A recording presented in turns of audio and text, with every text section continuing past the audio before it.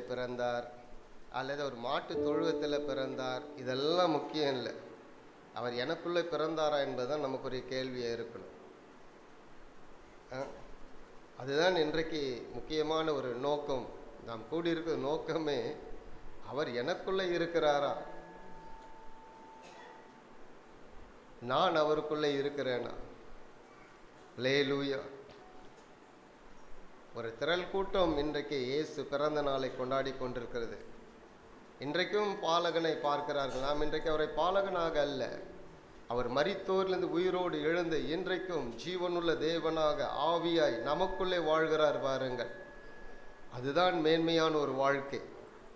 கிறிஸ்து நமக்குள்ளே வாழக்கூடிய அந்த மேன்மையை நாம் இன்றைக்கு உணர்வோம் என்றால் நம்மை விட பாக்கியவான்கள் அல்லது உங்களை விட பாக்கியவான்கள் வேறு யாரும் அல்ல.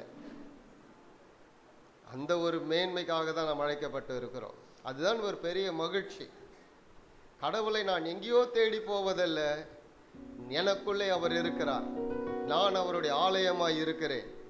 அவர் ஒரு கட்டிடத்திற்குள்ளே அல்ல, எனக்குள்ளே அவர் வாழ்கிறார். 2000 ஆண்டுகளுக்கு முன்பதாக பூமியில மனிதனாய் பிறந்தார், மனிதனாய் வாழ்ந்தார், மரித்தார், அடக்கம் பண்ணப்பட்டார், உயிரோடு எழுந்தார். அவரை போல பிறந்தவர் இந்த உலகத்தில் யாருமே இல்லை. அவரை போல மரித்து அவரை போல் உயிரோடு எழுந்தவர் இந்த உலகத்தில் யாரும் இல்லை. உயிர்த்தெழுந்த இயேசுவுக்கு இன்றைக்கு உருவம் இல்லை, அவர் ஆவியாய் இருக்கிறார். எந்த மனிதனுக்குள்ளும் வாழுகிறவர், எந்த மனிதனும் உலாவுகிறவர் அவர். இன்றைக்கு அந்த நிச்சயத்தோடு நாம் உட்கார்ந்து கொண்டிருப்போம் என்றால் இதைவிட மகிழ்ச்சி இந்த உலகத்தில் வேறு எதுவும் இல்லை. கடவுள் என்னோடு கூட இருக்கிறார், அவர் எனக்குள்ளே வாழ்கிறார். அல்லேலூயா. இந்த அழகா இருக்கிற இந்த கடைசி சரணம், இயேசு பிறந்தார் உள்ளமதில் இதை எங்கும் சாற்றிடுவோம். அந்த ஒரு மகிழ்ச்சி நமக்குள்ளே இருக்கும் என்றால் இதை மற்றொன்று பறைசாற்றுவோம். எனக்குள்ள இயேசு இருக்கிறார், அந்த மகிழ்ச்சி எனக்கு கொடுத்து இருக்கிறார். இந்த உலகத்தில் எந்த பொருளும் எந்த விதமான காரியங்களும் கொடுக்கக்கூடாத ஒரு சந்தோஷம், ஒரு மகிழ்ச்சியை இயேசு கிறிஸ்து நமக்கு கொடுத்திருக்கிறார். அல்லேலூயா. அந்த ஒரு சரணத்தை திரும்ப பாடுவோமே. இயேசு பிறந்தார் உள்ளமதில் இதை எங்கும் சாற்றிடுவோம். புசிப்பும் குடிப்போம், தேவனுடைய ராஜ்யம் அல்ல, அவருடைய ஆவியில் மகிழ்வோம்.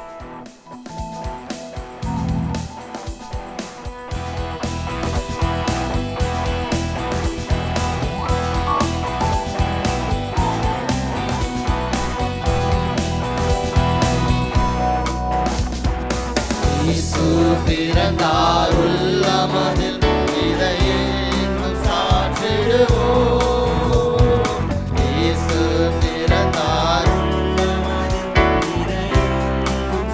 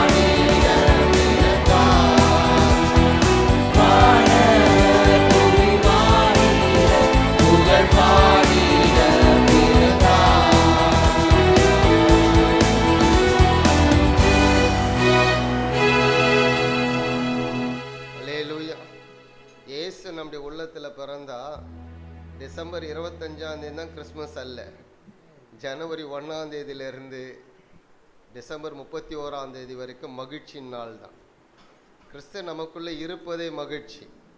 அதனால தான் பவுல் அழகாக எழுதுவார், எப்பொழுதும் மகிழ்ச்சியாக இருங்கள், மகிழ்ச்சியாக இருங்கள் என்று மறுபடியும் சொல்லுகிறேன்.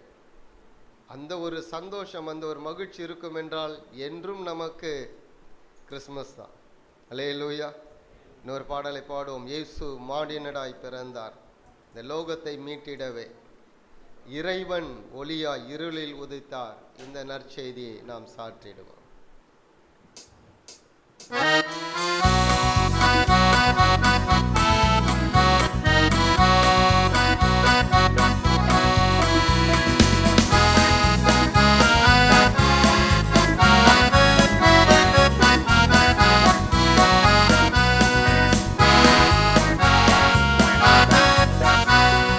மானிடனாய் பிறந்தார் இந்த லோகத்தை மீட்டிடவே, இறைவன் ஒளியாய் இருளில் உதித்தார், இந்த நற்செய்தி சாற்றிடுவோம்.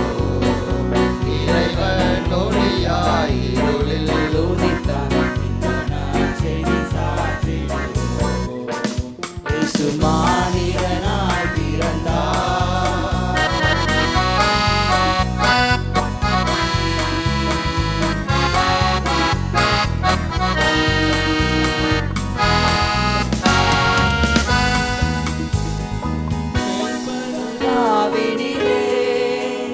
தங்கள் மந்தையை காத்திருக்க, மேய்ப்பர்கள் ராவினிலே தங்கள் மந்தையை காத்திருக்க,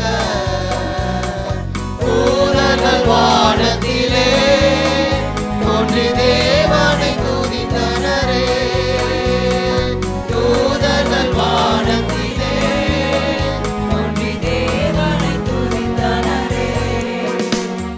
மானிடனாய் பிறந்தார் இந்த லோகத்தை மீட்டிடவே, இறைவன் ஒளியாய் இருளில் உதித்தார், இந்த நற்செய்தி சாற்றிடுவோம்.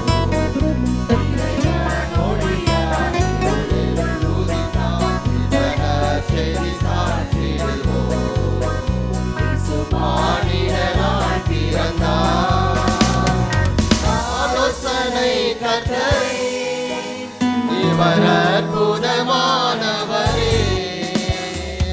ஆலோசனை கர்த்தரே, இவர் அற்புதமானவரே, பின் சமாதான பிரபு, சர்வ வல்லவர் பிறந்தனரே, பின் சமாதான பிரபு, சர்வ வல்லவர் பிறந்தனரே. இயேசு மானிடனாய் பிறந்தார், இந்த லோகத்தை மீட்டிடவே, இறைவன் ஒளியாய் இருளில் உதித்தார், இந்த நற்செய்தி சாற்றிடுவோம். இறைவன் ஒளியாய் இருளில் உதித்தார், இந்த நற்செய்தி சாற்றிடுவோம். மானிடனாய்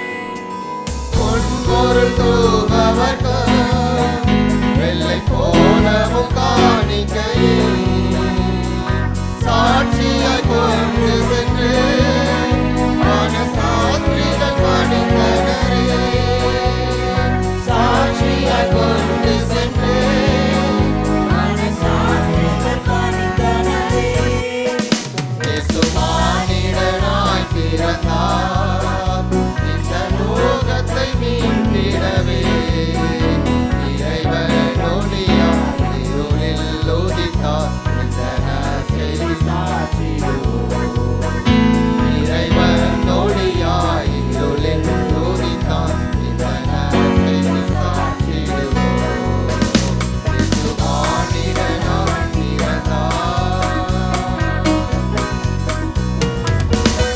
சண்டே ஸ்கூல் பிள்ளைங்க எல்லாரும் முன்னாடி வந்து உட்காந்துங்க. சண்டே ஸ்கூல் பிள்ளைங்க எல்லாரும் எழுந்துச்சு முன்னாடி வந்துருங்க. எல்லாரும் கலர் கலராக வந்திருக்கீங்க. ஆனால் முகத்தில் கொஞ்சம் சந்தோஷம், கொஞ்சம் சிரிப்பு இருந்தால் நல்லா இருந்திருக்கும் போல இருக்குது. அற்புதமான தேவன், ஆச்சரியமானவர். அவரை நாம் பாடி ஆராதிப்பது என்பது நமக்கு கிடைக்கப்பட்ட ஒரு பெரிய ஸ்லாக்கியம். ஏசியா ஒரு அழகான ஒரு வார்த்தை சொல்லியிருக்கார். நமக்கு ஒரு பாலகன் பிறந்தார், நமக்கு ஒரு குமாரன் கொடுக்கப்பட்டார், அவருடைய நாமம், சத்தமா சொல்லுங்க, அவருடைய நாமம்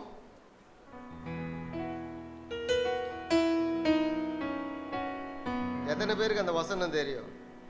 ஏசாயா 9:6 சொல்லுங்க. நமக்கு ஒரு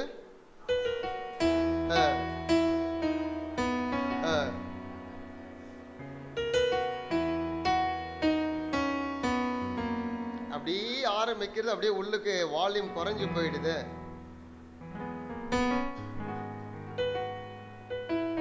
யாரோ ஒருத்தர் சத்தமா அந்த வசனத்தை சொல்லுங்க பார்க்கலாம்.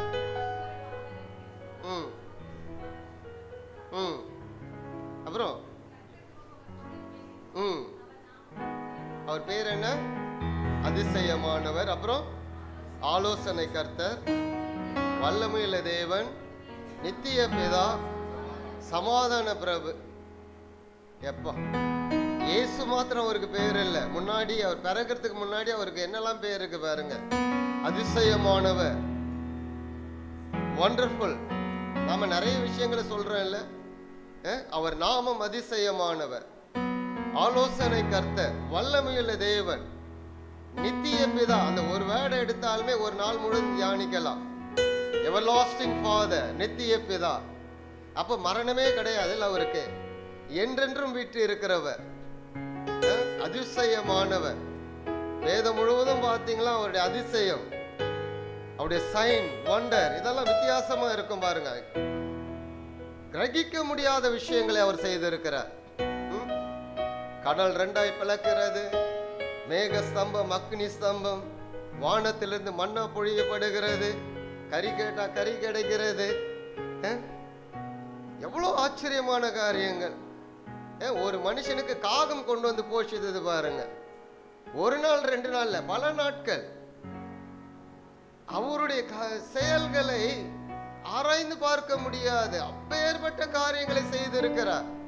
அப்பேற்பட்ட அற்புதங்களின் தேவன், அதிசயங்களின் தேவன். அவர் நாமம் அதிசயமானவர். அவர் அன்றைக்கு மாத்திரம் அதிசயமானவர் இல்ல, இன்றைக்கும் உங்களுக்கு அவர் அதிசயமானவர் தான் இருக்கிறார். உங்கள் வாழ்க்கையில் அதிசயங்களை செய்து கொண்டுதான் இருக்கிறார். எத்தனையோ நேரங்களில் நாம் அறியாத அளவுக்கு ஆண்டவர் காரியங்களை செய்கிறார் அல்லவா? அல்லேலூயா. நாம் எல்லாரும் கொஞ்ச நேரம் எழுந்து நிற்கலாமே.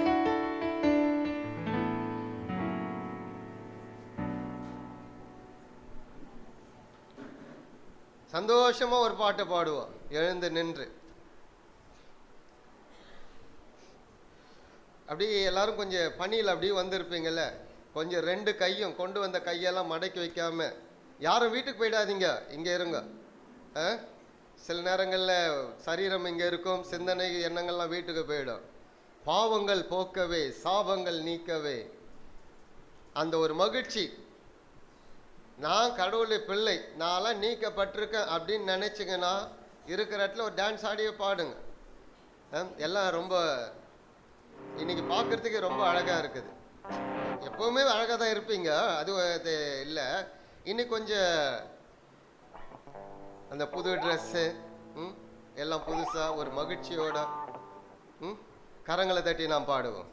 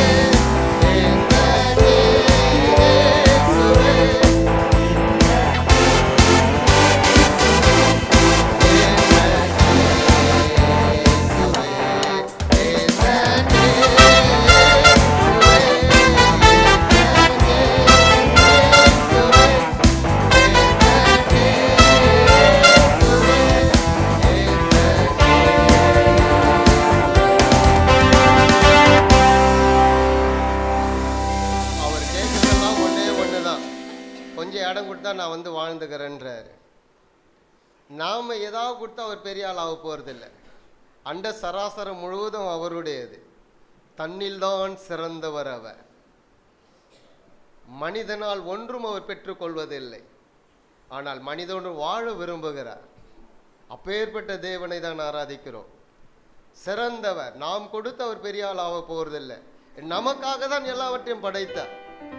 எனவே தான் ஒரு படைப்பில் மிக ஆச்சரியமான காரியங்களை பார்த்தோம். என்னன்னா, எல்லாவற்றையும் உருவாக்கி எந்த குறையும் மனிதனுக்கு இருக்கக்கூடாது என்று சொல்லி மனிதனை உண்டாக்கினார்.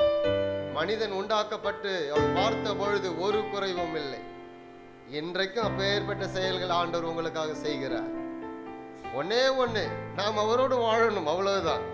நம்முடைய ஆசை அவருக்கு தேவையில்லை, நம்முடைய பணம் அவருக்கு தேவையில்லை, பொருள் தேவையில்லை, தங்கம் தேவையில்லை, எல்லாம் நீங்க வச்சுங்க. ஆனால் அவரோடு வாழுங்க. எல்லாவற்றையும் கொடுத்தவர் அவர்தானே. ஜீவன் அவர்தான் கொடுத்து இருக்கார், சரீரம் அவர்தானே கொடுத்து இருக்கிறார், வாழ்க்கை அவர்தானே கொடுத்து இருக்கிறார். ஒன்றே ஒன்று, நாம் அவரோடு வாழ்வோம் என்றால் மகிழ்ச்சி எந்த நாளும் நமக்குள்ளே இருக்கும். இந்த நாள் மட்டுமல்ல, எந்த நாளும் அந்த மகிழ்ச்சியில நாம் வாழ முடியும். அல்லேலூயா. இன்னொரு பாடலை பாடுவோம். ஜாதிகளே எல்லாரும் கர்த்தரை கம்பீரமாய் பாடுங்கள். வீட்டிலலாம் சத்தம் போட்டால் 4 தெருவுக்கு கேட்குற மாதிரி இருக்குது. சிலருடைய சத்தம்லாம் பார்த்துருக்கேன் பாருங்க. இங்கே கொஞ்சம் கத்துங்க, எவ்வளோ கத்துனாலும் யாரும் பக்கத்தில் இருக்கிறவங்க கூட கேட்க மாட்டாங்க. பக்கத்தில் இருக்கிறவங்க யாரும் கொஞ்சம் கத்தலைன்னா திரும்பி அவங்கள பார்த்து கத்துங்க. உங்களை பார்த்தாலும் அவங்க கத்தட்டும். அல்லேலூயா. கம்பீரமாய் பாடுங்க. கம்பீரமாய் பாடுவோம்.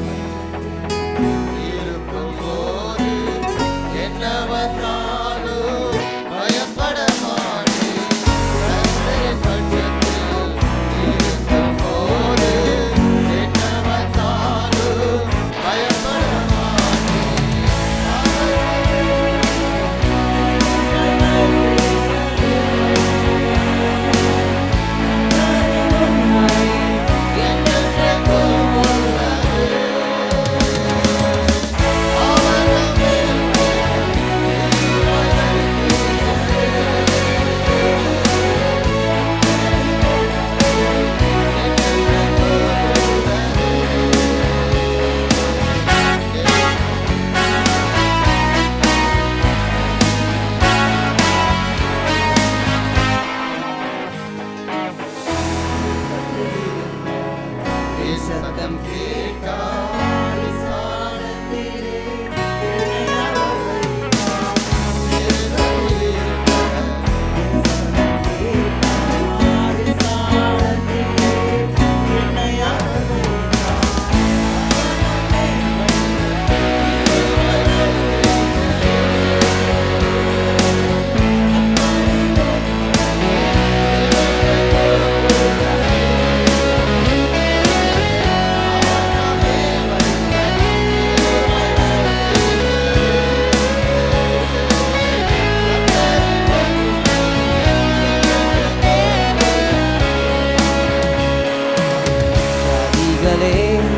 எல்லோரும் கர்த்தரை கம்பீரமாக பாடும்.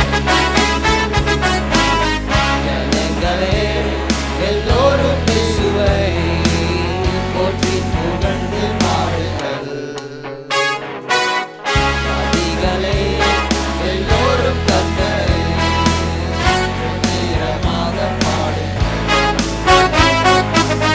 ஜனங்களே எல்லோரும் இயேசுவை போற்றி புகழ்ந்து பாடுங்கள். அவர் நம் மேல் வைத்த கிருபைகள் பெரியது. கர்த்தரின் உண்மை என்றென்றைக்கும் உள்ளது. அவர் நம் மேல் வைத்த கிருபைகள் பெரியது. கர்த்தரின் உண்மை என்றென்றைக்கும் உள்ளது.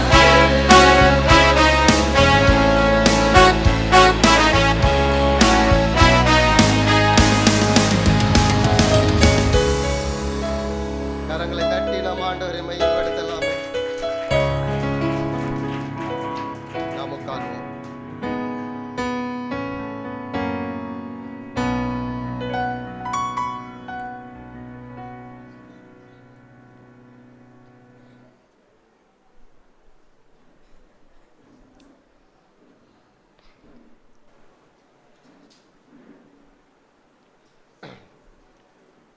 அல்லேலூயா. ஆண்டவராக இயேசு கிறிஸ்துவின் ஈடு இணையற்ற நாமத்தில் உங்கள் ஒவ்வொருவரையும் வரவேற்கிறேன். கர்த்தருக்குள்ளும் அவருக்குள்ளும் வாழக்கூடிய அந்த வாழ்க்கை மேன்மையான ஒரு வாழ்க்கை.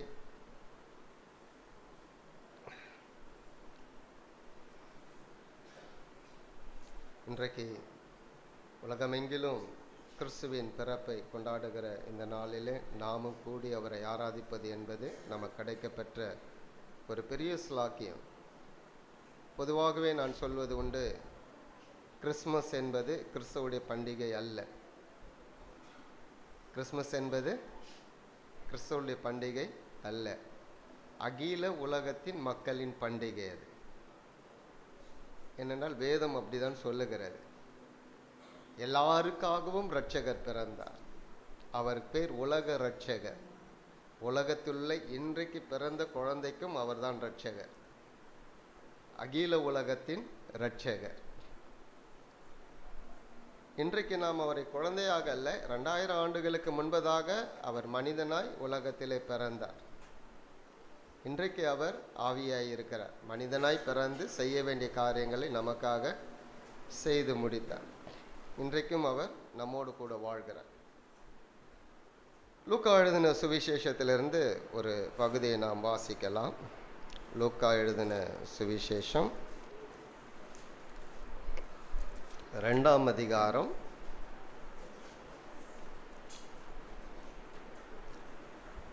11 14 வரை. இந்த 10ஆம் வசனமும் 14ஆம் வசனம் இணைவதற்கு இடையில கொஞ்சம் இருக்குது. 10ஆம் வசனத்தில் என்ன பார்க்கிறோம்? பயப்படாதிருங்கள், பயப்படாதிருங்கள். இன்றைக்கு மனுஷனுக்கு மிகப்பெரிய எதிரே பயம்தான். பயப்படாதிருங்கள். இதோ எல்லா ஜனத்திற்கும். யாருக்கு இது நற்செய்தி? எல்லா ஜனத்திற்கும், உலகத்துள்ள அத்தனை மக்களுக்கும் ஒரு நற்செய்தி. என்ன நற்செய்தி? பயப்படாதிருங்கள். எல்லா ஜனத்திற்கும் என்ன நற்செய்தி? அது மிகுந்த சந்தோஷத்தை உண்டாக்கும் நற்செய்தி. என்ன நற்செய்தி? மிகுந்த சந்தோஷத்தை உண்டாக்கும் நற்செய்தி நான் உங்களுக்கு அறிவிக்கிறேன். எல்லா ஜனத்திற்கும் ஒரு நற்செய்தி.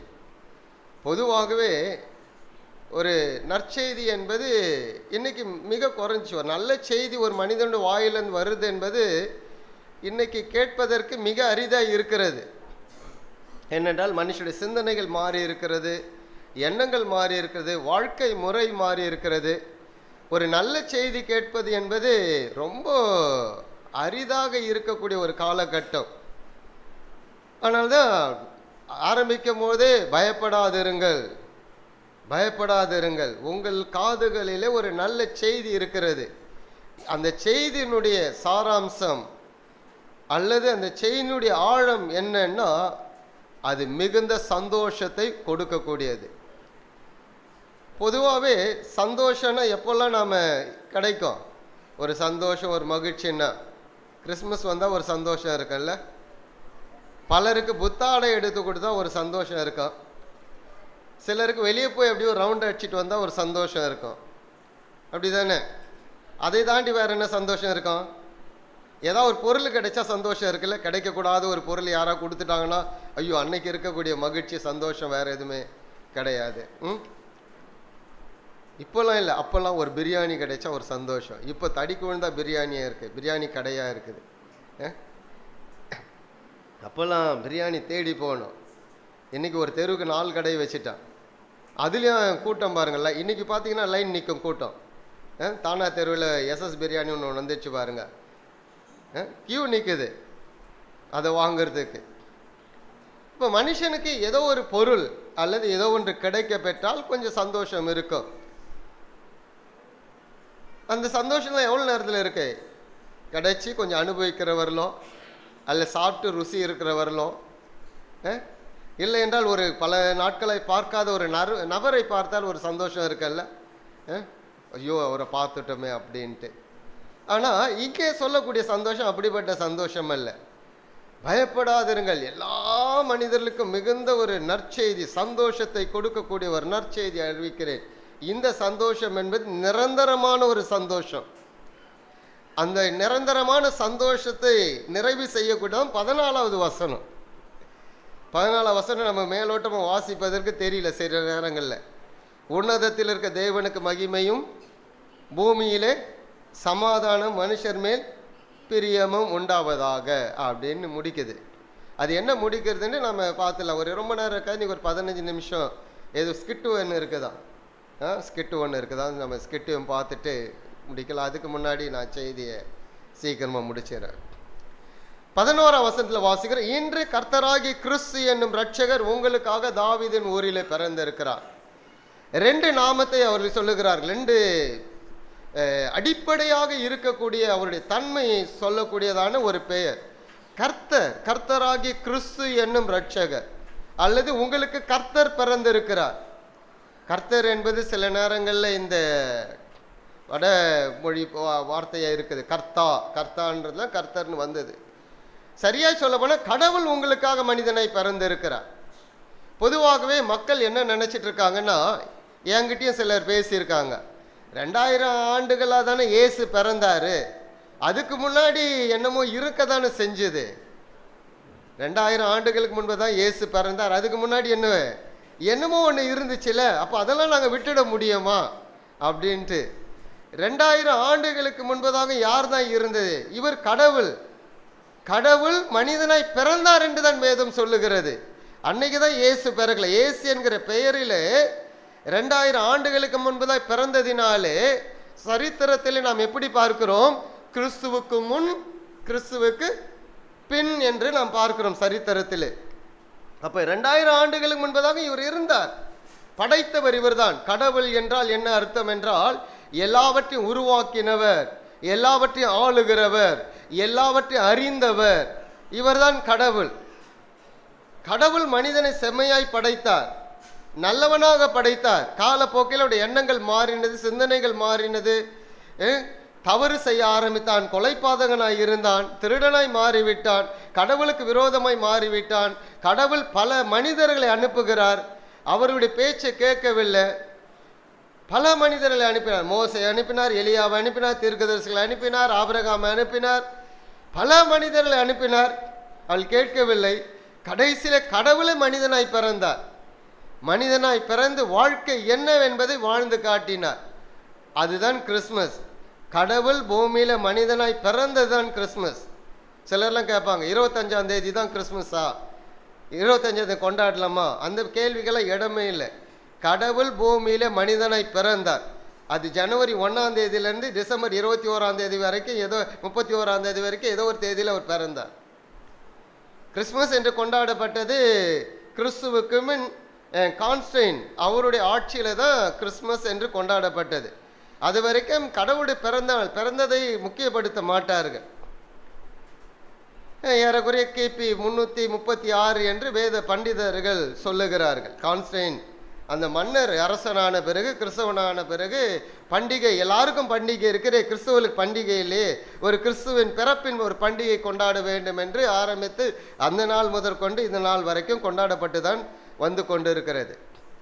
அப்போ 2000 ஆண்டுகளுக்கு முன்பதாக மாத்திரம் பிறந்தவர் அல்ல, அவர் ஆரம்பமும் முடிவும் இல்லாதவர், அவர் ஆதியும் அந்தமுமானவர், சேரக்கூடாத ஒளியில் வாசம் பண்ணுகிறவர், ஏக சக்கராதிபதி, ஒருவராய் சாவாமை உள்ளவர், மரணமே இல்லாதவர் அவர்.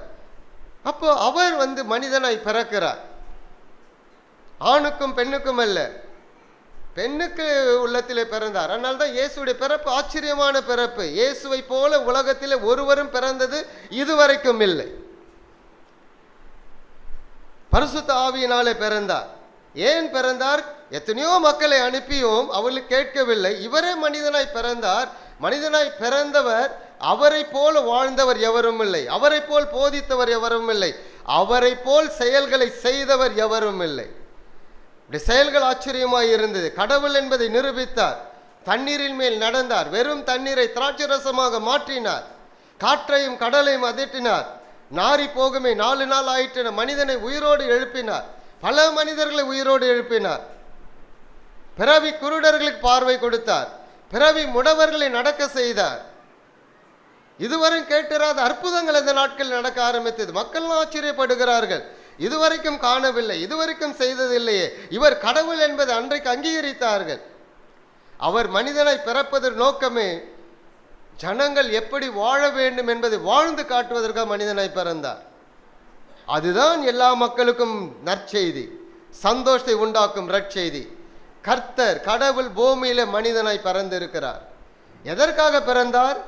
மனிதனுடைய வாழ்க்கை மாறுவதற்காக, எப்படி வாழ வேண்டும் என்பது வாழ்ந்து காட்டுவதற்காக.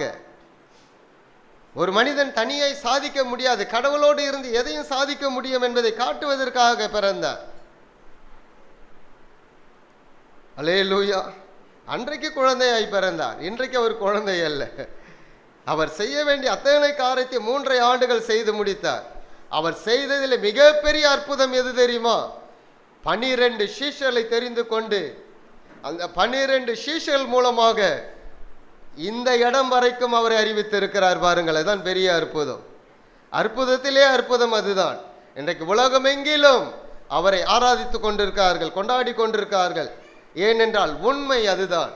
சத்தியம் ஒரு நாளும் மறைக்க முடியாது, மாற்ற முடியாது. அவர் சத்தியம் உள்ளவர், அவர் உண்மையுள்ளவர், அவர் மாறாதவர், மரணமே இல்லாதவர். நமக்காக பிறந்து நமக்காக மரித்தார். பொதுவாக குழந்தை பிறந்த உடனே பெற்றோர்களுக்கெல்லாம் ஒரு பெரிய ஒரு எண்ணம், நோக்கம் வரல. இந்த குழந்தை குறித்து, இந்த குழந்தையை நான் மருத்துவர் ஆக்க போகிறேன், அல்லது இந்த குழந்தையை நான் ஒரு பெரிய பைலட் ஆக்க போகிறேன், அல்லது பெரிய இன்ஜினியர் ஆக்க போகிறேன், அல்லது ஒரு பெரிய பிஸ்னஸுடைய தலைவராய் வரணும். இப்படி நிறைய கனவுகள் இருக்குல்ல. ஆனால் இயேசு பிறந்த உடனே மரியாளுக்கு ஒரு செய்தி வருகிறது, இவர் மரிப்பதற்காக பிறந்திருக்கிறார். அல்லேலூயா. இவர் வாழ்வதற்காக பிறக்கவில்லை, மரிப்பதற்காகவே பிறந்திருக்கிறார். அப்ப பிறக்கும் பொழுது யோவான் ஸ்நானகன் அவரை பார்த்து சொல்லுகிறார், இதோ உலகத்தின் பாவங்களை சுமந்து இருக்கிற தேவ ஆட்டுக்குட்டி, ஆட்டுக்குட்டி பலியிடப்பட போகிறது. ஆட்டுக்குட்டி எதற்காக இருக்கிறது? பலியிடப்பட போகிறது. உலகத்தின் பாவத்தை சுமந்து இருக்கிற தேவ ஆட்டுக்குட்டி. அப்ப கடவுள் மனிதனுக்காய் பிறந்த நோக்கமே என்ன? நாமும் அவரும் இணைக்கப்பட வேண்டும். அதுதான் 14ஆம் வசனத்தில் வாசிக்கிறோம். பூமியில ஒரு பெரிய மகிழ்ச்சி, ஒரு பெரிய சமாதானம், மனுஷர் மேல் ஒரு பெரிய பிரியம். என்ன? கடவுளே மனிதனாய் பிறந்து மனிதனுக்கு ஒரு நம்பிக்கை கொடுத்து, ஒரு மன்னிப்பை கொடுத்து, ஒரு விடுதலை கொடுத்து, திரும்பவும் மனிதர்கள் கடவுளோடு இணைக்கப்பட்டு கடவுளோடு வாழக்கூடிய ஒரு சிலாக்கியம் இருக்கு பாருங்கள். அந்த சிலாக்கியம்தான் என்னாலும் இருக்கக்கூடிய ஒரு மாறாத ஒரு மகிழ்ச்சி. அல்லேலூயா. இன்றைக்கு கிறிஸ்துவுக்கு இருக்கக்கூடிய ஒரு பெரிய மகிழ்ச்சி என்ன? கடவுளை நான் எங்கோ தேடி போகவில்லை, அவர் எனக்குள்ளே வாழ்கிறார், நான் அவருக்குள்ளே வாழ்கிறேன், அவருடைய தன்மை எனக்குள்ளே இருக்கிறது, அந்த மகிழ்ச்சி எனக்குள்ளே இருக்கிறது. எனவே அந்த மகிழ்ச்சியை நான் வைத்து எனக்குள்ளே அடக்கி கொள்ள முடியாது, இதை மற்றவர்களுக்கு நான் பறைசாற்றுகிறேன். இதுதான் கிறிஸ்துவுடைய மகிழ்ச்சி. அல்லேலூயா. யாம் பெற்ற இன்பம் யார் சொன்னதுன்னு எனக்கு தெரியாது, இப்படி ஒரு கூற்று உண்டு.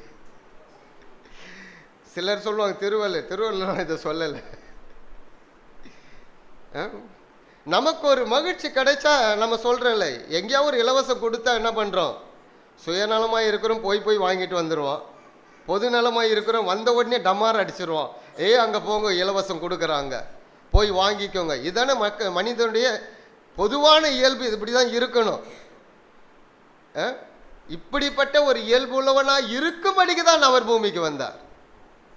மனிதன் சுயநலமாய் வாழக்கூடாது, தன்னலமாய் இருக்கக்கூடாது, அவன் மகிழ்ச்சியாக இருக்கணும், அவனை சார்ந்தவர்கள் எல்லோரும் மகிழ்ச்சியாக இருக்க வேண்டும் என்பதற்காக தான் தேவ தூதர்கள் வந்து பூமியில் ஒரு செய்தி அறிவிக்கிறார்கள். அந்த செய்தி முதல்ல யாருக்கு அறிவிக்கப்படுகிறதுனா மேய்ப்பர்களுக்கு அறிவிக்கப்படுகிறது. அந்த செய்தியுடைய சாராம்சமே வித்தியாசம். மேய்ப்பர்களுக்கு அறிவிக்கப்படுகிறது. மேய்ப்பர்களுக்கு எப்படி அறிவிக்கப்படுகிறது? இதோ கர்த்தராகிய கிறிஸ்து எனும் இரட்சகர் உங்களுக்காக தாவீதின் ஊரிலே பிறந்திருக்கிறார். ஒரு அடையாளம், ஒரு சைன் அவங்களுக்கு கொடுக்கப்படுகிறது. என்ன சைன்? பிள்ளையை துணிகளில் சுற்றி முன்னணையிலே கிடைத்திருக்க காண்பீர்கள். முன்னணை அப்படி என்பது ஆங்கிலத்தில் மேஞ்சர். ஏசு கிறிஸ்து மாட்டு தொழுவத்தில் பிறக்கலை, எழுதிட்டாங்க, பாட்டெல்லாம் எழுதிட்டாங்க. சரி, எழுதுந்து நாமளும் பாடிக்கிட்டு போகிறோம். முன்னணை அப்படி என்பது என்னன்னா, ஆடு மாடுகளுக்கு உணவு வைக்கக்கூடிய ஒரு தொட்டி. அந்த தொட்டி பார்த்தீங்கன்னா நல்லா இருக்கும். கொஞ்சம் முன்னாடி இருந்தவங்களுக்கெல்லாம் தெரியும், கழநீர் பானைன்னு ஒன்று வச்சுருப்பாங்க, தெரியுமா? கட்டையில் அடிச்சிருப்பாங்க. கட்டையில் அடித்து அதுக்கு ஒரு 2 சைடும் அந்த இரும்பு வளையம் போட்டு வச்சுருப்பாங்க. அது தெருக்களில் ஒரு இடங்கள்ல இருக்கும். காலையில் மீந்து போகிற பழைய சாதம்லாம் கொண்டு வந்து அதில் ஊற்றுவாங்க. ஞாபகம் இருக்கா உங்களுக்கு? அதுக்கு பேர் கழநீர் பானை. அதாவது இரவில் இருக்கக்கூடியது மாடுகளுக்காக ஒரு தொட்டி. அது அந்த நாட்களில் வந்து தொட்டி வந்து வித்தியாசமாக இருக்கும். தொட்டியில் உணவு வைக்கக்கூடிய இடம். ஆனால் மரியாளுக்கு இடம் கிடைக்காதனாலே சத்திரம் என்பது ஒரு வீடுகளில் ஒரு ரூம் இருக்கும், வழிபோக்கர் தங்கக்கூடிய இடம், அதுக்கு பேர் தான் சத்திரம்.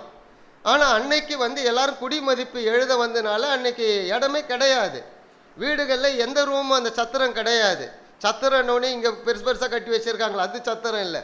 ஒவ்வொரு வீடுகள்லையும் நீங்கள் இந்த கிராமங்களுக்கு போனீங்கன்னா தெரியும், வழிபோக்கர் தங்கக்கூடிய அளவுக்கு ஒரு பெரிய திண்ணை இருக்கும். பார்த்துருக்கீங்களா? யாரா போகிறவங்க படுத்துட்டு போவாங்க. சில நேரங்களில் படுத்துருக்காங்களான்னு வெளியே வந்து பார்த்துட்டு உணவு கொடுப்பாங்க அவங்களுக்கு, எங்கேயோ போகிறவங்களுக்கு.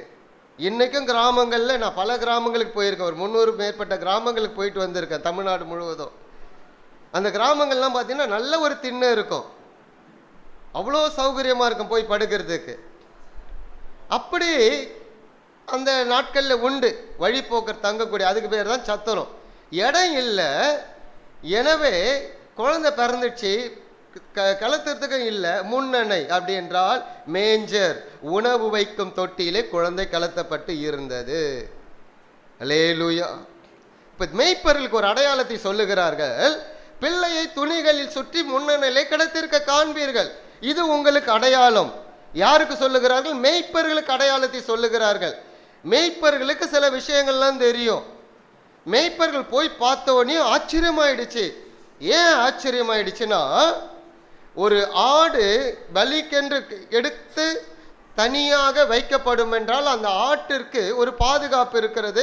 அந்த ஆட்டுக்குட்டிக்கு ஒரு துணி சுற்றுவார்கள். அந்த துணி என்னன்னா, ஒரு வருஷத்துக்கு பிறகு இந்த ஆடு பலியாக்கப்படுகிறதுன்ற அர்த்தம். அதே துணிதான் யாருக்கு சுற்றப்பட்டு இருந்தது? இயேசு என்ற குழந்தைக்கு, பிறந்த குழந்தைக்கு சுற்றப்பட்டு இருந்தது. ஏனென்றால் இவர் உலகத்தின் பாவங்களை சுமந்து தீர்க்கக்கூடிய, பலியாக்கப்படக்கூடிய ஆட்டுக்குட்டி, பலியாக்கப்படக்கூடியவர் அவர். அதை மேய்ப்பர்கள் பார்த்த உடனே ஆச்சரியப்பட்டார்கள். இதை மரியாள் இடத்தில் அது சொல்லியிருக்காங்க. மரியாள் எல்லாத்தையும் கேட்டு தன்னுடைய இருதயத்தில் வைத்து கொண்டார்கள். அப்ப மேய்ப்பர்களுக்கு ஒரு அடையாளம் கொடுக்கப்படுகிறது. யார் இவர்? இவர்தான் இரட்சகர். இவர் கடவுள் மாத்திரமல்ல, அனாதியா என்றென்றைக்கு மீட்டிருக்கவர் மாத்திரமல்ல, மரணமே இல்லாதவர் மாத்திரமல்ல, மரணத்திற்காக தன்னை ஒப்பு கொடுத்து பூமியில பிறந்த மாபெரும் இரட்சகர் அவர். அல்லேலூயா. ஏன் இயேசு உலகத்திற்கு பிறந்தார்? ஏன் மிகப்பெரிய ஒரு சந்தோஷம்? நமக்கு ஒரு விடுதலை, ஒரு மீட்பு. இரட்சகர் என்றாலே விடுவிக்கிறவர், மீட்கிறவர், ஏதோ ஒன்றிலிருந்து நம்ம மீட்கிறவர், நமக்கு ஒரு விடுதலை கொடுக்கிறவர். எனவே இரட்சகர் பிறந்திருக்கிறார். இன்னைக்கு இனி நீங்கள் தனிமையை இருக்க போவதில்லை. கடவுள் பிறந்திருக்கிறார். அவர் உங்களோடு கூட வாசம் பண்ண போகிறார். உங்களை மீட்டெடுக்க போகிறார். எல்லா பாவங்கள், அக்கிரமங்களும் உங்களை மீட்டெடுக்க போகிறார். உங்கள் சிந்தனைகள், எண்ணங்கள் மாற போகிறது. உடைய வாழ்க்கை தன்னலமாக அல்ல, பொதுநலமாக இருக்க போகிறது. எல்லாருக்கும் மகிழ்ச்சி கொடுக்கக்கூடிய ஒரு செய்தி அது. அல்லேலூயா. அவர் கடவுள் மாத்திரமல்ல, அவர் பூமியிலே இரட்சகராய் பிறந்தார் என்பதுதான் கிறிஸ்துமஸ் உடைய செய்தி. எனவே தான் சொல்றேன், கிறிஸ்துமஸ் என்பது கிறிஸ்தவர்களுக்கு பண்டிகை அல்ல, அகில உலகத்தின் மக்களுக்கும் பண்டிகை. இன்னைக்கு அவரை பாலகனாக அல்ல, அவர் மரித்தோரிலிருந்து உயிரோடு எழுந்த குமாரனாக பார்க்கிறோம். அதை தான் ஏசாயா தீர்க்கதரிசி சொன்னார். நமக்கு ஒரு பாலகன் பிறந்தார், நமக்கு ஒரு குமாரன் கொடுக்கப்பட்டார், கர்த்தத்துவம் அவர் தோளின் மேல் இருக்கும். அப்படி என்றால் முழு ஆளுகையும் அவருடையதான். இன்னைக்கு திரும்ப வரப்போகிறார், ராஜாதி ராஜாவாய் வரப்போகிறார், நீதியை செய்ய போகிறார், நியாய தீர்ப்பை கொடுக்க போகிறவர் அவர்தான். அவர்தான் ஆளுகை செய்ய போகிறவர். மனிதனுடைய வாழ்க்கை பூமியிலே மனிதன் அப்படியே முடிய போவதல்ல. மனிதனுக்கு அழிவு என்பது இல்லை. சரீரத்திற்கு அழிவு இருக்கிறது, ஆவி ஆத்துமாவுக்கு அழிவு கிடையாது. எல்லாரும் நினைச்சுக்கிறாங்க இன்னொரு பிறவி இருக்கும், இன்னொரு பிறவி இல்லை. மனுஷன் ஒரே தரம் பிறப்பதும் மரிப்பதும் பின்பு நியாய தீர்ப்பு அடைவதும் மனுஷனுக்கு நியமிக்கப்பட்டிருக்கிற மாறாத நித்திய கட்டளை. அது மாற்றவே முடியாது. 7 பிறப்பும் கிடையாது, 8 பிறப்பும் கிடையாது, ஒரே பிறப்பு. அந்த ஒரு பிறப்பில் மனிதன் எப்படி வாழ்கிறான் என்பதுதான் மிக முக்கியம். தூய்மையான சிந்தனை, நல்ல சிந்தனை, நல்ல ஒரு வாழ்க்கை முறை, மற்றவர்களோடு கூட மகிழ்ச்சியாக இருக்கக்கூடிய நற்செயல்கள், இதுதான் இயேசு கற்றுக் கொடுத்தார்.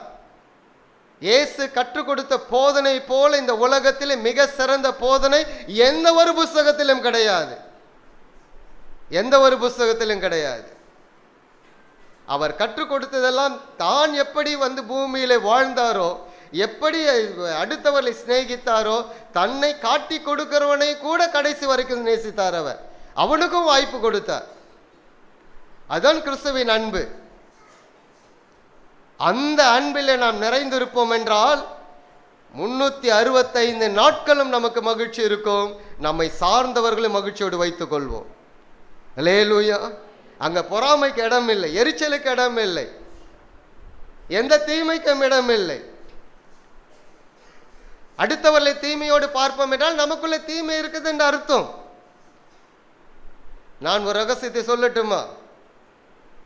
தீமையான ஒரு வாழ்க்கை வாழ்வோம் என்றால் நமக்கு கிடைக்கக்கூடிய ஆசீர்வாதத்தை நாமே தடை பண்ணிடுறோம். பொறாமை, எரிச்சல், பெருமை, கோபம் நிறைய இருக்குல்ல. இதையெல்லாம் இயேசு கிறிஸ்து கற்றுக் கொடுக்கல. உன்னை நேசிப்பது போல பிறனை நேசி. உனக்கு நீ தீமை செய்ய மாட்டல்ல, நீ அடுத்தவனுக்கு தீமை செய்யாத. உன்னை நேசிப்பது போல பிறனை நேசி. இதுதான் அவர் கற்றுக் கொடுத்தார், இதுதான் வாழ்ந்து காட்டினார், இதை தான் கடைசி வரைக்கும் செய்தார் அவர். இதற்காக தான் இரட்சகர் பிறந்தார். அல்லேலூயா. கிறிஸ்தவம் என்பது நான் சொல்லுகிறேன் மதம் அல்ல. கிறிஸ்தவம் என்பது மதம் அல்ல, அது வழி, அது ஒரு மார்க்கம். கடவுளை அறிந்து கொள்வதற்கு ஒரு மார்க்கம், கடவுளோடு வாழ்வதற்கு ஒரு மார்க்கம். அது நித்தியமாய் தொடர்ந்து கடவுளோடு வாழக்கூடிய அளவுக்கு ஒரு வழியை சொல்லி கொடுத்திருக்கிறார். அதனால தான் இயேசு சொன்னார், நானே வழி. நானும் வழி என்று சொல்லவில்லை, நானே வழி, நானே உண்மை, நான் தான் ஜீவனாய் இருக்கிறேன். அவர்தான் வழி. அந்த வழியை சத்தியம் பண்ணி சொல்லுகிறார், நான் தான் சத்தியம், நான் தான் உங்களுக்கு ஜீவனாய் இருக்கிறேன். அந்த ஜீவனாகிய கடவுள் பூமியிலே மனிதனாய் அவதரித்து மக்களுக்கு தேவையான அனைத்து காரியங்களும் செய்து, இதுதான் கடவுள் செய்யக்கூடிய காரியங்கள் என்பதை வாழ்ந்து காட்டினார் பாருங்கள். எனவேதான் இயேசுவை போல வாழ்ந்தவர் இந்த பூமியில் ஒருவரும் இல்லவே இல்லை. அல்லேலூயா. இந்த கிறிஸ்மஸ் காலகட்டங்கள் நாம் படித்துக் கொள்ள வேண்டிய மிக முக்கியமான காரியம், மிக முக்கியமான நோக்கம், அவர் வாழ்ந்தது போல நாம் வாழணும். அவர் என்ன விரும்புகிறார் என்பதை அறிந்து கொள்ள வேண்டும். ஏதோ புத்தாடை போட்டு ஏதோ சாப்பிட்டு கொண்டாடுவதற்கல்ல, அது டெய்லி போட்டுக்கலாம். பணம் இருக்கும் பொழுதெல்லாம் வாங்கி போட்டுக்கலாம் இல்லை, எப்பொழுதெல்லாம் பணம் இருக்கு அப்போல்லாம் என்ன வேணாலும் செஞ்சுக்கலாம் இல்லை. ஆனால் உள்ளத்தில் இருக்கக்கூடிய மகிழ்ச்சி இயேசு கிறிஸ்துவை தவிர யாராலும் கொடுக்க முடியாது. கடவுளால் மாத்திரம்தான் அந்த மகிழ்ச்சியை கொடுக்க முடியும். வேற எங்கே போய் தேடினாலும் மகிழ்ச்சி கிடைக்காது. எவ்வளோ கோடி பணம் கொடுத்தாலும் அந்த மகிழ்ச்சி வாழ முடியாது. எத்தனையோ கோடீஸ்வரன்கள் தங்களை மாய்த்து கொள்கிறார் அல்லவா? பணம் இல்லையா, புகழ்ச்சி இல்லையா, என்ன இல்லை அவரிடத்தில்? எல்லாம் இருந்த ஏன் தங்கள் வாழ்க்கையை மாய்த்து கொள்கிறார்கள்? உள்ளத்திலே சமாதான மகிழ்ச்சி ஒரு மனிதனுக்கு இல்லாவிட்டால் அவன் வாழ்க்கை வெறுமைதான். எவ்வளவு இருந்தாலும் வாழ்க்கை வெறுமைதான். சமாதான மகிழ்ச்சி இல்லாமல் கவலை ஒரு மனிதனை சாப்பாடு கூட ஒழுங்காக சாப்பிட முடியறதில்லை. அல்லேலூயா. கிறிஸ்து பிறந்தோடைய நோக்கமே அவர் நம்மோடு வாழ வேண்டும். பூமியிலே மிகப்பெரிய சமாதானம். 14 வசனத்தில் என்ன வாசிக்கிறோம்? உன்னதத்தில் இருக்க தேவனுக்கு மகிமை, ஒரு பெரிய மகிமை. என்ன மகிமை அவருக்கு? ஜனங்கள் கடவுளோடு இணைக்கப்படுகிறார்கள். இதை காட்டில மகிமை அவருக்கு வேற எதுவும் இல்லை. படைத்ததிலே படைத்தது மிகப்பெரிய படைப்பு என்றால் மனிதர்கள் தான். அவ்வளவு ஆற்றலை வைத்திருக்கிறார். உருவாக்குறவர்களாய் படைத்திருக்கிறார்.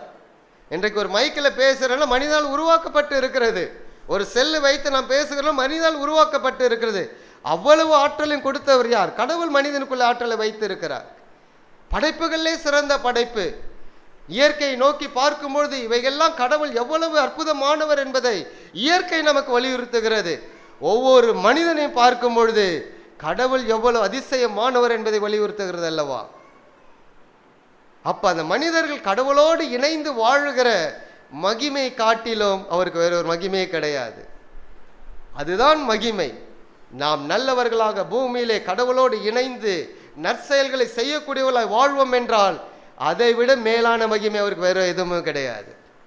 அதுதான் மனுஷர்களுக்கும் ஒரு மகிழ்ச்சி, மனுஷர்களுக்கும் ஒரு பிரியம், ஒரு சமாதானம் உள்ள ஒரு வாழ்க்கை, நற்செய்தி அறிவிக்கக்கூடிய ஒரு வாழ்க்கை, மகிழ்ச்சி நிறைந்த ஒரு வாழ்க்கை. இதை தான் இந்த கிறிஸ்மஸ் அறிவிக்கிறது. இவ்வளோ மகிழ்ச்சியை வச்சுக்கிட்டு நாங்கள் சும்மா இருக்க முடியுமா? அடுத்தவனு சொல்லாமல் இருக்க முடியுமா? அல்லேலூயா. கிறிஸ்மஸ் வந்துச்சுன்னா தெரிஞ்சவங்களுக்கே போய் கேக்க வாங்கி கொடுக்காதீங்க. ரோட்டில் போத்திக்கிட்டு உட்காந்து இருப்பான், சாப்பாடு இல்லாமல் உட்காந்து இருப்பான்.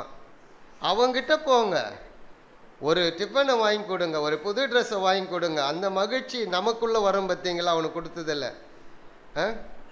இருக்கிற கிறிஸ்துவனுக்கே கொடுத்து கொடுத்து கொடுத்து கொடுத்து என்னத்தை சாதிச்சிருக்கிறீங்க? ஒரு வாய்ப்புகளை பயன்படுத்தி கொள்ளுங்கள். அல்லேலூயா. இல்லாதவர்களுக்கு செய்யக்கூடிய, அதுதான் கடவுளுடைய தன்மை. இருப்பதை வைத்து பகிர்ந்து கொள்கிறோம் பாருங்கள், அதுதான் கடவுளுடைய தன்மை. மற்றவர்களும் சந்தோஷமா இருக்கணும்னு நினைக்கிறோம் பாருங்க, அதுதான் கடவுளுடைய தன்மை. நான் மாத்திரம் வாழ்ந்தா போதாது என்பது கடவுளுடைய தன்மை அல்ல. அது யாருடைய தன்மைன்னு விளக்கவே முடியாது. அப்படிப்பட்டவள் மனுஷனுக்கே ஒப்பு இல்லைன்னு சொல்லுவேன். நான் உண்டு, என் வாழ்க்கை உண்டு என்றவன் போய் காட்டில் வாழ்ந்துக்க வேண்டியது தான். நற்செயல்கள் தாங்க உறவுகளை இணைக்கிறது. நல்ல செயல்கள் உறவுகளை இணைக்கிறது. நல்ல செயல்கள் அடுத்தவர் முகத்திலே ஒரு சிரிப்பை உண்டாக்குகிறது. உலகத்திலே மாபெரும் சந்தோஷத்தை அறிவிக்கும் நற்செய்தியை தேவதூதர்கள் சொன்னார்கள். எல்லாரும் மகிழ்ச்சியை வாழணும், யாருக்கும் எந்த குறைவில்லாமல் வாழணும், இருப்பதை பகிர்ந்து கொண்டு வாழணும். இதுதான் இயேசு கற்றுக் கொடுத்த பாடம். அல்லேலூயா. இயேசு கிறிஸ்து நியாய தீர்ப்பு நாளில் கேட்பாராம், நான் பட்னியாக இருந்தேன் எனக்கு சோறு கொடுத்தீங்களா? நான் தாகமாக இருந்தேன் எனக்கு தண்ணீர் கொடுத்தீங்களா? நான் வியாதியாக இருந்தேன் என்னை வந்து பார்க்க வந்தீங்களா? நான் சிறைச்சாலையில் இருந்தேன் என்னை விசாரிக்க வந்தீங்களா? ஒரு கூட்டம் கேட்குது, ஆண்டவரே நீர் வியாதியாக இருந்தால் நான் எங்கே பார்த்தோம், பட்னியாக இருந்தது எங்கே பார்த்தோம்? அவர் சொல்கிறார், என்னால் உண்டாக்கப்பட்ட ஜனங்கள் இந்த சிறியவர்களுக்கு நீ எதை செய்தாதையோ அதை எனக்கே செய்தாய். அல்லேலூயா. அவருக்கு எதையும் கொடுக்க முடியாதுல்ல. என்ன கொடுத்து அவர் பெரிய ஆளாக்க முடியும்? என்ன கொடுத்து அவர் பெரிய ஆளாக்க முடியும்? எதுவும் அவர் கொடுக்க முடியாது. ஒரு ரூபா கூட அவர் கொடுக்க முடியாது. அடுத்தவர்களுக்கு என்ன செய்கிறீர்களோ அதை அவருக்கு செய்கிறீர்கள். நீங்கள் அவர் கொடுக்கணும்னு நினச்சிங்கன்னா ஒரு நாளாவது செலவு பண்ணுங்க. அல்லேலூயா. எத்தனை நேரங்கள் மருத்துவர்கள் கொண்டு போய் செலவு பண்ணுறோம். மருத்துவர்கள் செலவு பண்ணுறது அவங்களுக்கு செலவு பண்ணால் ஒரு மகிழ்ச்சி வரும். மகிழ்ச்சி உள்ளே வந்துச்சுன்னா வியாதியே கிடையாது. ரகசியம் தெரியுமா? நீங்கள் சந்தோஷமாக இருந்தீங்கன்னா வியாதியே கிடையாது. சந்தோஷம் ஆர்ட்டுக்கு ரொம்ப நல்லதான். ஆர்ட்டு ரொம்ப நல்லா இருந்துச்சுன்னா ரத்தத்தை நல்லா பம்ப் பண்ணுமா. ரத்த ஓட்டம் நல்லா இருந்துச்சுன்னா உடம்பு ஆரோக்கியமாக இருக்குமா. இதை விட ரகசியத்தை என்ன சொல்லி கொடுக்கறது? அல்லேலூயா. கரங்களை தட்டி நாம் ஆண்டவரை மகிமைப்படுத்துவோம். கிறிஸ்துமஸ் என்பது நானும் மகிழணும், அடுத்தவர்களும் மகிழ்ச்சியாக இருக்கணும். என்னுடைய நான் பகிர்ந்து கொள்ளணும். அவர் தன்னையே பலியாய் கொடுத்தார். இதுதான் அன்பு என்பதை வெளிப்படுத்தினார். என்றென்றும் அனாதியை விற்றிருந்த கடவுள், மரணமே இல்லாதவர், ஆதியும் அந்தமுமானவர். வெளிப்படுத்தல ஒரு வசனம் இருக்கு, 1:8 எடுத்து வாசிங்க பார்க்கலாம்.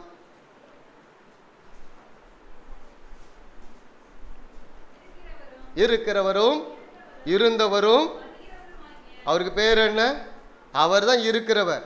எப்போ ஆரம்பம் அவருக்கு தெரியாது. இருக்கிறவர் அவர், இருந்தவர், திரும்ப வரப்போகிறவர், அப்புறம் சர்வ வல்லமையுள்ள தேவன், அப்புறம்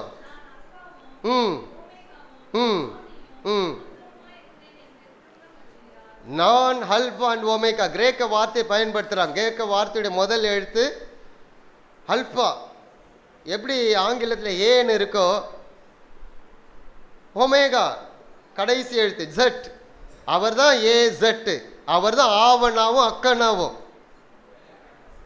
ஆதியும் அந்தமுமானவர், ஆரம்பமும் முடிவும் இல்லாதவர். பவுல் இன்னும் கொஞ்சம் வர்ணனை கொடுக்கிறார். 1 தீமோத்தேயு 6ஆம் அதிகாரத்தில் எடுத்து வாசிங்க. 1 தீமோத்தேயு 6:16 எடுத்து வாசிங்க. ஒருவராய்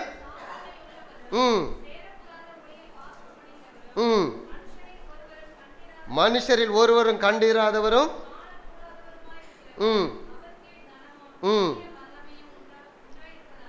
ஒருவராய் சாமாவும் உள்ளவர், சேரக்கூடாத ஒளியில் வாசம் பண்ணுகிறவர். எனவே தான் கடவுள் ஆவியாய் இருக்காருன்னு சொல்கிறோம். அவர் ஆவியாய் இருக்கிறனால தான் எல்லாரோடும் வாசம் பண்ணுகிறார். அவருக்கு ஒரு உருவத்தை கொடுத்தா ஒரு இடத்துல தான் வச்சிடணும். கடவுள் உருவமற்றவர். பூமியில் பிறக்கும் பொழுது மனிதனுடைய சரீரத்தை எடுத்துக்கொண்டார், அவ்வளவுதான். அவர் உருவமற்றவர், இன்றைக்கும் ஆவியாய் இருக்கிறார். கர்த்தரே ஆவியானவர், கர்த்தரோ ஆவியானவர். அல்லேலூயா. நம்ம எல்லாரும் எழுந்து நிற்கலாமே. நான் அதுக்கப்புறம் ஒரு ஸ்கிட்டு இருக்கிறது. ஒரே ஒரு நிமிஷம் உங்களை குறித்து யோசியுங்கள். சுயநலமாய் வாழுகிறீர்களா அல்லது கடவுளுடைய மகிழ்ச்சியிலே எல்லாரும் மகிழ்ச்சியாக இருக்க வேண்டும் என்ற எண்ணம் உள்ள வாழ்கிறீர்களா? இதை மாத்திரம் யோசிங்க. இதுதான் கிறிஸ்துமஸுடைய நோக்கமே. கிறிஸ்துமஸுடைய நோக்கமே என்ன? எல்லாம் எல்லாருக்கும் கிடைக்க வேண்டும். எல்லாம் எல்லாருக்கும் கிடைக்க வேண்டும். நான் மகிழ்ச்சியாக இருப்பது போல் அடுத்தவனும் மகிழ்ச்சியாக இருக்கணும். இப்படி ஒரு சமுதாயம் இருந்துச்சுன்னா எப்படி இருக்குன்னு சொல்லுங்க பார்க்கலாம். அங்கே பிச்சைக்காரனும் ஒருத்தன் இருக்க மாட்டான்னு நினைக்கிறேன். பணக்காரனும் ஒருத்தன் இருக்க மாட்டான். ஏழை பணக்காரன் என்பது இல்லாமல் போயிடும். நான் சொல்றது புரியுதுங்களா?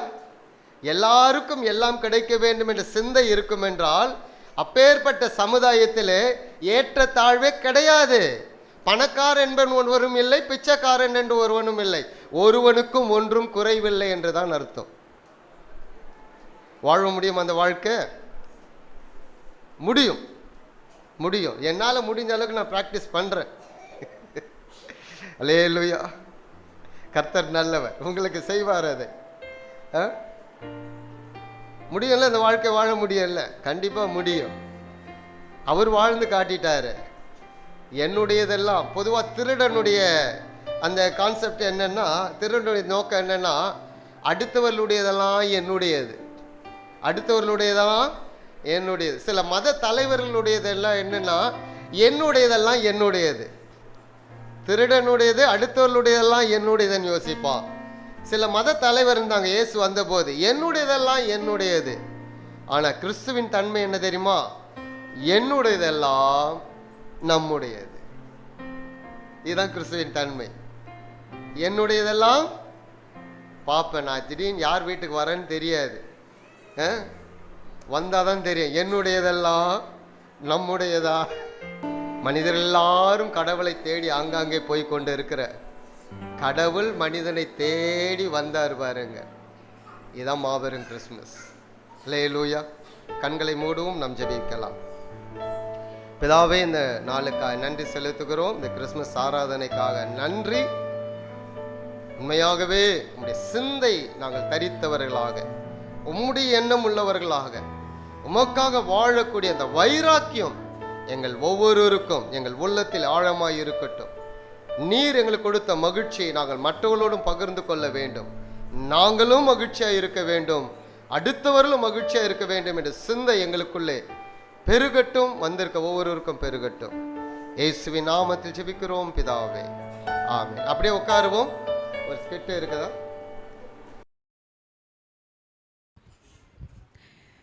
இந்த மனுஷனை சிக்கன் வாங்கிட்டு வர சொன்னால் மானை பிடிச்சிட்டு வர மாதிரி இவ்வளோ லேட் பண்ணுறாரு.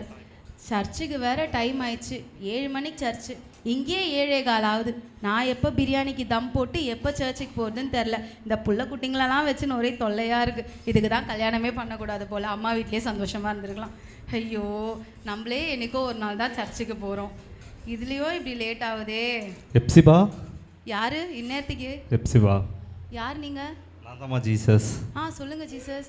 உங்கள் பர்த்டேக்கு தான் இந்த பாருங்க தடபடலாம் பிரியாணி ஆகிட்டு இருக்கு. அப்படியாம்மா? ஆமாம் ஜீசஸ். சர்ச்சுக்கு இன்னும் போகலையா? அதோ ஜீசஸ், பிரியாணிக்கு தம் போட்டேன்னா கிளம்பிடுவேன் ஜீசஸ் நான். சரிம்மா. சரிங்க ஜீசஸ். ஐயோ, சர்ச்சுக்கு டைம் ஆயிடுச்சு. லிப்ஸ்டிக்கை காணோம். ஐயோ, என்ன இருக்கு? ஒன்றுமே இல்லையே. இருக்குத வரைக்கும் போட்டுட்டு போக வேண்டியதான். ஐயோ, இந்த ஷேடு நல்லா இல்லை, இந்த ஷேடு நல்லா இருக்கு. ஐயோ, 7 மணி சர்ச்சு, இங்கே 6:55 தான் ஆகுது. இன்னும் 5 நிமிஷம் இருக்கு. 5 நிமிஷத்தில் மேக்கப் போட்டுடலாமா? போட முடியாதா? ஐயோ, அப்போ நான் எப்படி கிளம்புவேன்? சரி, ஜீசஸ் பர்த்டேக்கு மேக்கப் போடாமல் எப்படி? பிரிசில்லா? பிரிசி, யார் நீங்க? நான் தான்மா ஜீசஸ். ஓ, ஹாப்பி பர்த்டே.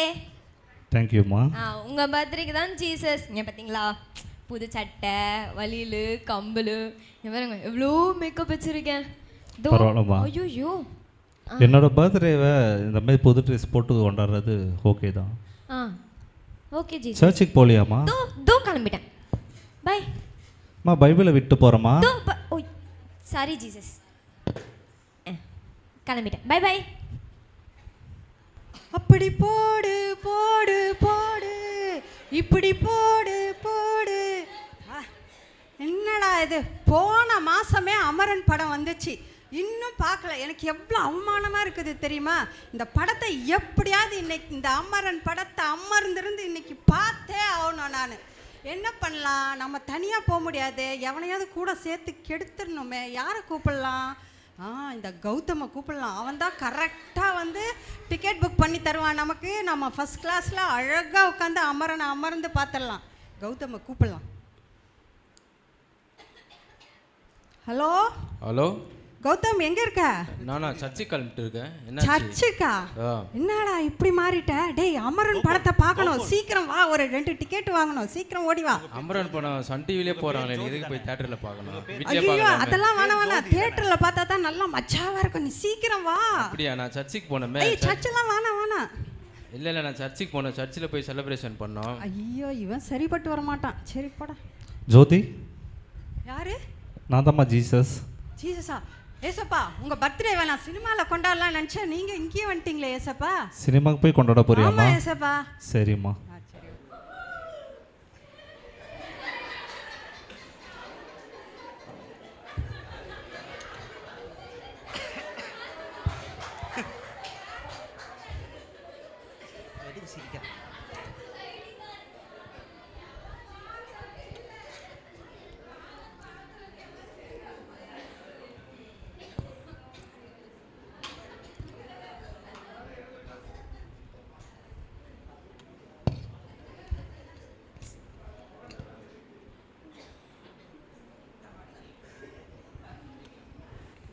இந்த மாதிரி ஏதாவது பண்டிகை வந்தால் தான்ப்பா நமக்கு ஏதாவது கிடைக்குது.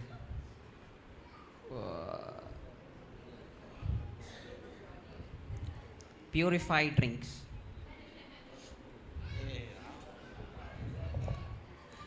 யாருக்காவது வேணுமா? பால் யாரு? பால் நான் தான் ஜீசஸ். ஜீசஸா? ஜீசஸ் ஜீசஸ் வாங்க வாங்க, கொஞ்சம் உட்காருங்க, வாங்க உட்காருங்க உட்காருங்க. எதுக்குப்பா? உங்களோட பர்த்டே தான் செலிப்ரேட் பண்ணிட்டு இருக்கேன். வாங்க ஜீசஸ். ஜீசஸ் வாங்க, எங்க போறீங்க? ஜீசஸ் சரி விடுங்க, அவருக்கு கொடுத்தது அவ்வளோதான்.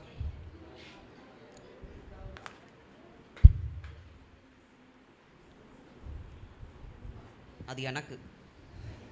ஐயோ, சர்ச்சுக்கு டைம் ஆயிடுச்சு. 7 மணிக்கு சர்ச், அட்லீஸ்ட் 6 மணிக்கு நான் போகணும். பவித்ரா? ஜீசஸ் நீங்களா? ஆமாம்மா, நான் தான் உன்னை தேடி வந்தேன். உங்கள் பர்த்டே செலிப்ரேட் பண்ண தான் ஜீசஸ் சர்ச்சுக்கு போயிட்டுருக்கேன். அப்படியாம்மா? Happy birthday. தேங்க்யூம்மா, ரொம்ப சந்தோஷமாக இருக்குது. நம்ம சர்ச்சில் ஒன்று நான் பார்க்குறேன். சரிங்க ஜீசஸ், பாய். பாய்மா.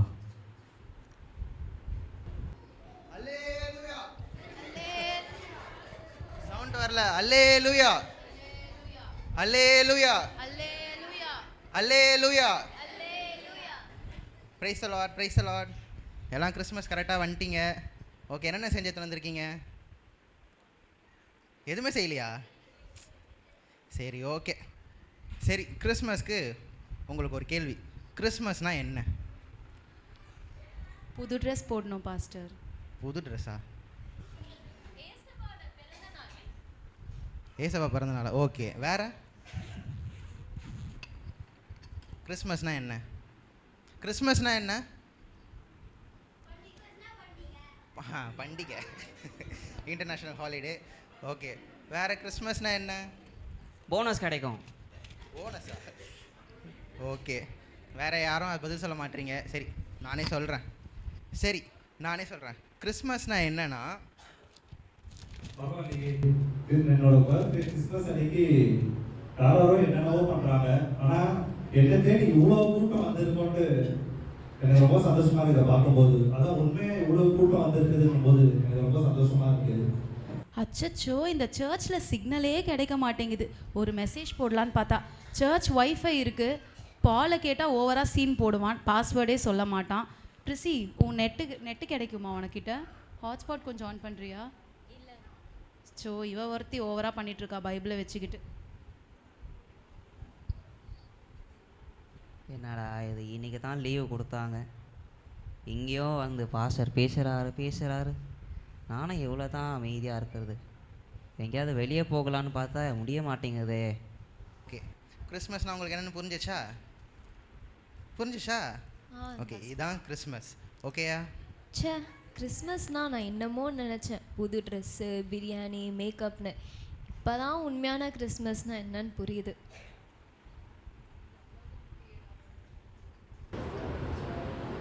இவ்வளோ கூட்டத்தில் என்னோட வார்த்தையை உண்மையாக கேட்குறதுன்னு பார்த்தா ஒருத்தர் 2 பேர் தான் இருக்கிறாங்க. ஆயிரக்கணக்கான பேர் என்னை தேடி வந்தாலும் என்னோட 2ஆம் வருகையில் பார்த்தீங்கன்னா என் கூட இருக்க போகிறதுன்னு பார்த்தா சில பேர் மட்டும்தானா. பிதாவை நாங்கள் துதிக்கிறோம். இந்த நாளுக்காய் நன்றி. இந்த நாளிலே கர்த்தர் பாராட்டின எல்லா நன்மைகளுக்காய் நன்றி. தொடர்ந்து நீர் பிறந்த நோக்கத்தை நாங்கள் உணர்ந்து நீர் எங்களை தேடி வந்தீர், நீர் எங்களை தெரிந்து கொண்டீர், நீர் எங்களோடு கூட இருக்கிறீர். அந்த மகிழ்ச்சியிலே நாங்கள் எப்பொழுதும் வாழ எங்களுக்கு உதவி செய்யுங்க. இந்த ஸ்லாக்கியத்தை ஒவ்வொருவரும் பெற்றுக்கொள்ளட்டும், ஒவ்வொருவரும் நம்மை அங்கீகரித்து கொள்ளட்டும். கடவுள் உதவி செய்வீராக. உடைய எண்ணங்கள் மாறட்டும், சிந்தனைகள் மாறட்டும், வாழ்க்கை முறை மாறட்டும். அந்த மகிழ்ச்சி எப்பொழுதும் உள்ளத்தில், நம்முடைய பிள்ளைகளுடைய உள்ளத்தில் எப்பொழுதும் தங்கி இருப்பதாக ஒவ்வொருவரையும் அர்ப்பணிக்கிறோம். இந்த பகுதியில் உள்ள எல்லா குடும்பங்களையும் அர்ப்பணிக்கிறோம். கர்த்தர் எல்லா குடும்பங்களையும் ஆசீர்வதிப்பீராக, இந்த மகிழ்ச்சினால் நிரப்புவீராக. ஒப்பு கொடுக்கிறோம். எல்லா துதிகான மகிமை உமக்கே செலுத்துகிறோம். இயேசுவின் நாமத்தில் ஜெபிக்கிறோம் பிதாவே, ஆமென். நாம் எல்லாரும் சேர்ந்து சொல்வோம். என் ஆத்துமாவே கர்த்தரை ஸ்தோத்திரி, முழுமே பரிசுத்த நாமத்தை ஸ்தோத்திரி. என் ஆத்துமாவே கர்த்தரை ஸ்தோத்திரி, கர்த்தர் செய்த சகல உபகாரங்களை மறவாதே.